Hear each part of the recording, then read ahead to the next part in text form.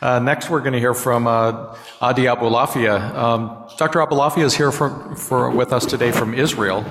He completed his anterior segment fellowship under Graham Barrett in Western Australia and has served as the director of the IOL Calculation and Biometry Unit of the Ental Medical Center in Tel Aviv. And he's presently the director of the cataract services at the Sher Zedek Medical Center in Jerusalem.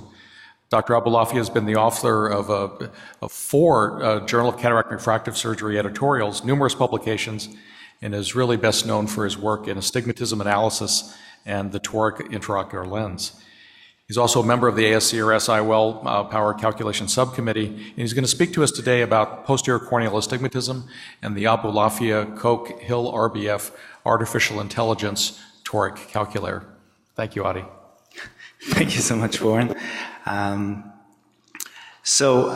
You are going to hear from Warren and Helga all about the Hill RBF calculator and about its wonderful accuracy. But one has to remember that many of our cataract patients will suffer from corneal astigmatism as well, which should ideally be treated with toric IOLs at the time at cataract surgery. And so what is more obvious than to have a Hill RBF toric calculator? Well, toric calculators are considered to be the choice for these patients. However, the results following their implantations can be sometimes unpredictable, since corneal astigmatism measurements, the methods of calculation, surgically induced astigmatism, and toric IOL misalignments are all factors that might contribute to unexpected residual astigmatism. And today I want to focus about the methods of calculation. So it's been 6 years now since Del Koch had reminded us the role of the posterior cornea in toric IOL calculations, and that standard keratometry and topography machines tend to yield inaccurate results in assessing the net corneal astigmatic power. What they do, they measure the anterior cornea and they extrapolate the posterior cornea by using a fixed ratio, which is not correct. So Dr. Koch and his group evaluated the posterior cornea in a large group of patients using a Dowell Schamflug device, and what they found out was that most of the posterior corneas were steep along the vertical meridian. Now, since the posterior cornea acts like a negative lens, it will actually create a net plus power along the horizontal meridian, inducing against the rule astigmatism. Another finding in the study was that in with the rule eyes, the more curvature in the front was correlated to more curvature in the back, whereas for against the rule eyes, there was no correlation between the magnitude of the front and the magnitude of the back surfaces of the cornea. He also found that there was much individual variability exceeding at extremes over 0.5 diopters. So based on their findings, they developed the Baylor nomogram in order to address the posterior corneal astigmatism effect. And since then, a great deal of work has been done in order to refine our understanding of the posterior cornea and to find more accurate measurements in how to do our toric calculation in our daily practice. So basically, 2 approaches have been taken. The first is the use of mathematical models, which actually takes anterior corneal-based measurements and calculate a new estimated net corneal astigmatism, and the ultimate goal, direct measurements of the posterior cornea. And today I would like to focus on the Abulafia Koch formula. And this formula is based on a regression model, and it was developed in order to compensate for the posterior corneal astigmatism effect.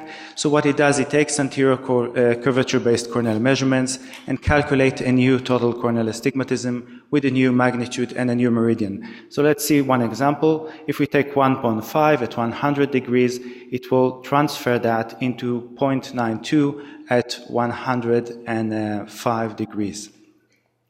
So we published a paper about this formula like 2 years ago, and the purpose of it was to compare the accuracy of 2 models of toric IOL calculators with or without the adjustments of the Abulafia Koch formula, and to compare those results to the Barrett toric calculator. So for developing the formula, we used lens star measurements from the Ental Eye Center from Tel Aviv, Israel, and for validating it, we used the OWL Master 500 measurements from the Lion Eye Institute in WA, Australia. And for the method of calculation, we compared the Alcon model, which is the previous Alcon model, which used a fixed ratio in order to calculate the estimated toricity at the corneal plane, and the Holiday and the Barrett Toric calculator, which use the effective lens position for the same purpose. Now, both the Alcon and the Holiday models were evaluated with or without the adjustments of the Abulafia-Koch formula. In order to exclude the influence of the SIA and torical misalignment, we used post-operative corneal measurements and the actual post-operative torical axis alignment. And bearing in mind that astigmatism is a vector, the main idea was to try to figure out the nature of the correlation between the X and Y components of the anterior curvature-based corneal measurements and the estimated net corneal astigmatism. And we did find a high correlation between the measurement corneal astigmatism by the lens star and the estimated corneal astigmatism, total corneal astigmatism. And although we tried many sophisticated ways to improve it, it seems like a simple linear regression did the best for our data set. So then we needed to validate the formula, and in order to calculate the errors in the predicted refractive astigmatism, we did a vector analysis, and the results are, you can see it just here, the error in predicted residual astigmatism for both the calculators without any adjustments. Both of them had against the rule prediction errors with a center rate of more than 0.5 diopters. However, applying the regression formula shifted all these errors back to the center with the center rate prediction errors which were close to zero. Now, these results were very similar to those of the Barrett Toric calculator. Doesn't seem to move anymore.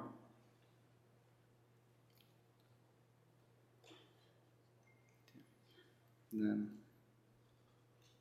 can somebody help me with the slides? Maybe the battery is off. Yeah, now it's shifted along. Can you take it back, please? Way back. So, sorry for that.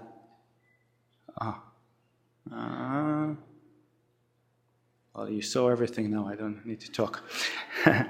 Okay, so now we're all right. Okay, so the results were similar to those of the Barrett Toric calculator. So the conclusion of our study was that the prediction of the post-operative astigmatic outcomes can be optimized by adjusting standard torical calculators with the new formula.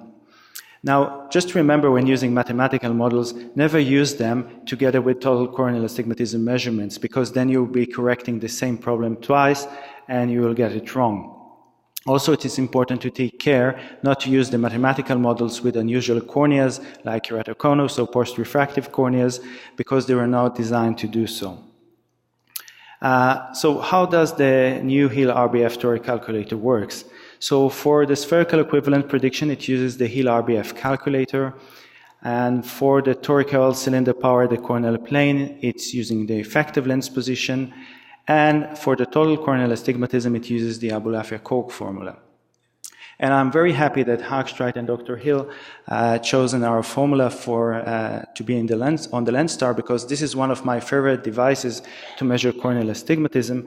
And here I'm going to echo the two previous talks, because this, the lens star is not just like a black box where you push buttons and get numbers. You can actually see the measurements, and you can go quickly through the measurements, and then you can delete the ones that you don't like, and you get a new sets of Ks with standard deviation both for the flat K and the steep K, and also for the steep meridian, which is very reassuring. So let's go quickly through one calculations together. So this is a 59-year-old female. She has cataract and withdrawal astigmatism. So the first thing I do, as you might, I'm looking at the mirrors and I see that they are okay. Then I'm making sure that we are dealing with a pretty regular and symmetrical astigmatism. And then it's advisable to follow Warren Hill's methodology and to use primary and secondary supporting instruments in order to determine the steep meridian. And then you can do the same for the power difference between the meridians. And let's look at the different calculators here. So if you look at the Holiday calculator, you will probably pick a T5 or T6 for this patient. The Olson with the standard calculator T5. the Hill RBF, you would probably pick a T4, and also for the Barrett. And for the spherical equivalent, all of them agree that it should be 22.5.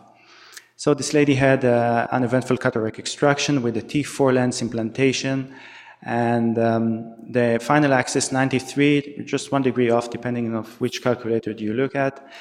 Post-op refraction plano minus 0.25 at 5, so slightly with the rule residual astigmatism. And if you look at the error in the predicted refractive astigmatism, both the Holiday and the Olson calculators yielded significant against the rule prediction errors, whereas using the Barrett and the Hill RBF Toric calculator yielded prediction errors which were close to 0. Thank you. Thank you, Adi.